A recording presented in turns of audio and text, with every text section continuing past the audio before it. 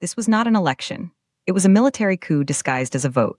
That is the explosive accusation echoing from Uganda to the world right now, following an election result that has plunged East Africa's political landscape into crisis. President Yoweri Museveni, in power for 40 years, claims a landslide victory with over 70% of the vote. His main challenger, the musician-turned-politician Bobi, calls it a fake result orchestrated by a special algorithm. An internet blackout, allegations of kidnapped polling officials, and claims of a militarized power grab paint a picture of a nation at a breaking point. Some see a legitimate victory for stability. Others see a stolen election and the death of democracy. Who's right? And what does this mean for the future of Uganda and our entire region? This is Kenya News Update today, and this is our deep dive analysis. To understand the firestorm of January 2026, we must go back decades. Yoweri Museveni seized power in 1986, promising a fundamental change. For many, he brought stability after years of chaos. But that stability calcified into one of Africa's longest presidencies. The return to multi-party politics in 2006 did little to shift the balance, with the ruling National Resistance Movement, the NRM, maintaining a firm grip through a powerful state apparatus. Enter Robert Kyagulanyi Ssentamu, Bobi. Born in 1982, he wasn't even 10 years old when Museveni took power. As a wildly popular musician, he gave voice to a generation that has known only one ruler. His transition into politics was meteoric. Elected as an MP in 2017, he quickly became the focal point for youthful discontent over unemployment, corruption, and a closed political system.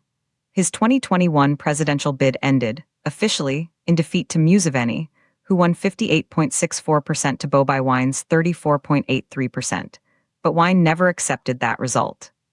He was arrested, placed under house arrest, and later fled the country, using an award-winning documentary to broadcast claims of massive electoral fraud to the world. His return in 2023 was marked by another arrest. His 2026 campaign was therefore framed as an unfinished mission, a final protest vote against a system he calls repressive. The stage was set for a colossal clash, the 81-year-old liberation hero versus the 43-year-old pop star revolutionary. The tension wasn't just political, it was generational, and it was existential for both men. So, what is the government's case? Supporters of President Museveni and the Electoral Commission argue this was a free, fair, and transparent expression of the Ugandan people's will. They point to Museveni's enduring legacy. Opponents argue that in a volatile region, his leadership provides indispensable stability, security, and continuity. They highlight economic growth under his tenure and his role as a regional statesman. The official numbers are their cornerstone evidence. Museveni secured a commanding 71.65% of the vote, translating to nearly 7.9 million votes. Bobi Wine, they state, received 24.72%, or about 2.7 million votes. The Electoral Commission declares this the legitimate outcome of a constitutional process. Furthermore, supporters celebrate this as a democratic mandate. The sight of jubilant supporters in Kampala, as reported by Africanews, is presented as organic proof of popular satisfaction. But wait, there's another side to this story. The government also frames the security measures, the heavy military presence, the internet shutdown, as necessary for public order. They argue that preventing the spread of misinformation and averting violent protests is a sovereign duty to protect citizens and national integrity. From this perspective, Museveni's seventh term is not a power grab, but a reaffirmation of a social contract by a majority who still trust the veteran leader over an untested opposition they view as chaotic and backed by foreign interests. The message is clear: Uganda chose experience, peace, and development. Critics, however, see it differently. The opposition, led by Bobi Wine and a broad coalition of civil society groups, presents a starkly contrasting narrative. They don't just claim they lost, they claim an election never truly happened. They call it a militarized electoral coup and a premeditated power grab. Their evidence is multifaceted. First, the environment. They allege a campaign of intimidation, with security forces blanketing the country. Bobi Wine himself reported an army helicopter was sent to arrest him the day after the vote, part of what his party calls snatch squad operations. Second, the blackout, a 5-day internet shutdown, confirmed by NTV Kenya, which they argue was designed to hide manipulation and stifle dissent. Third, and most damning in their view, are the statistical anomalies. The opposition coalition points to a voter register they say was inflated to 21.6 million names to match NRM membership, packed with duplicates, the deceased, and minors. They highlight a precise mathematical pattern. Museveni's margin of victory over Bobi Wine grew by exactly 2.79 million votes since 2021. This, they allege, matches a previous Museveni claim about votes stolen from him last time and proves the use of a special algorithm for a predetermined result. They condemn what they see as the kidnapping of polling staff to alter tallies. With voter turnout at a historic low of 52%, they argue the public's faith in the process had already collapsed. For Side B, the 71% figure isn't a victory, it's the fingerprint of a rigging system. So who's right? Let's look at the evidence. Stepping back from the heated claims, what do the observable facts and data suggest? Several key data points create a troubling picture. First, the historical trend. In 2021, the official result was Museveni at 58.6%, Bobi Wine at 34.83%. In 2026, it's 71.65% to 24.72%. This represents a dramatic 13-point swing in the incumbent's favor in just 5 years, a period marked by intense opposition mobilization and widespread economic hardship. Political scientists note such large swings for long-term incumbents are rare without a major national crisis or policy realignment. Second, the turnout, at 52%, it is the lowest since multi-party politics returned. This could indicate voter apathy, but also fear or a lack of belief in the process's legitimacy, a crucial context for interpreting the victory margin.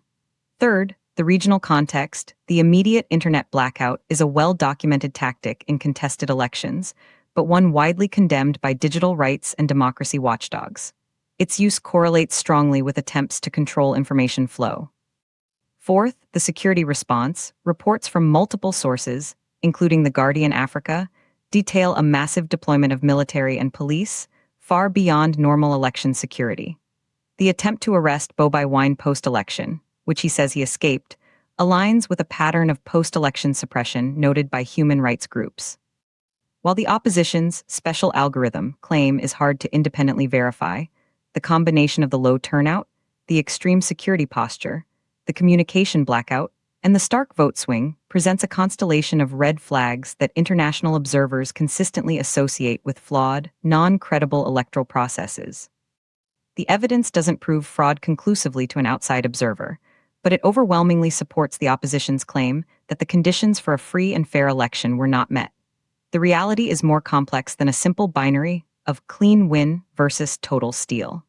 What the mainstream narrative often misses is that both sides are fighting for a foundational truth about what Uganda is. For the Museveni administration, the election is a procedural formality that reaffirms a control already established through the state machinery. The result is the output of that system. For Bobi Wine and the opposition, an election is a sovereign moment where that control is supposed to be challenged and potentially transferred. These two concepts of an election never truly met. The uncomfortable truth is that Uganda has held an election that satisfies the legal requirements of the state, but has catastrophically failed the political test of democratic legitimacy for a huge portion, likely the majority of its citizens. The 52% turnout screams this reality. The evidence strongly suggests an electoral environment so heavily tilted, so securitized, and so opaque that the announced outcome was a foregone conclusion. The precise numbers may be debated, but the process itself appears to have been less about counting votes and more about projecting an unassailable victory to cement authority and demoralize dissent. The real verdict was delivered not by the Electoral Commission, but by the streets now facing a future of deepened polarization and the high risk of sustained, suppressed conflict. For ordinary Ugandans, this means more of the same, but worse. The businessman faces an economy under tighter, uncertain control. The youth graduate into an even more hopeless job market, their political voice declared invalid. The activist or journalist operates in greater fear. Families are divided. The social contract is fractured. What to watch for now? First, the opposition's strategy. Will calls for peaceful protests gain mass traction despite the military lockdown? Second, the international response. Will regional bodies like the EAC or the AU offer meek congratulations or meaningful scrutiny? Third, and most critically, the regime's next move. Will it offer any conciliatory gestures, or will it double down on repression to quash all dissent? The internet is back on, but the digital surveillance will intensify. Uganda is not at peace. It is in a tense, unstable pause. So we're left with the central debate, a legitimate victory for stability or a militarized electoral coup? The numbers, the blackout, and the boots on the ground tell a compelling story. Now I want to hear from you. This isn't just about Uganda, it's about the future of democracy in our region. What do you think? Drop a 1 in the comments if you believe the election was fundamentally legitimate, or a 2 if you believe it was fundamentally flawed. Let's get this debate going. Share this analysis with someone who needs to see both sides of this critical story. For more fearless, in-depth reporting on the stories shaping our continent, subscribe to Kenya News Update today for more breaking news.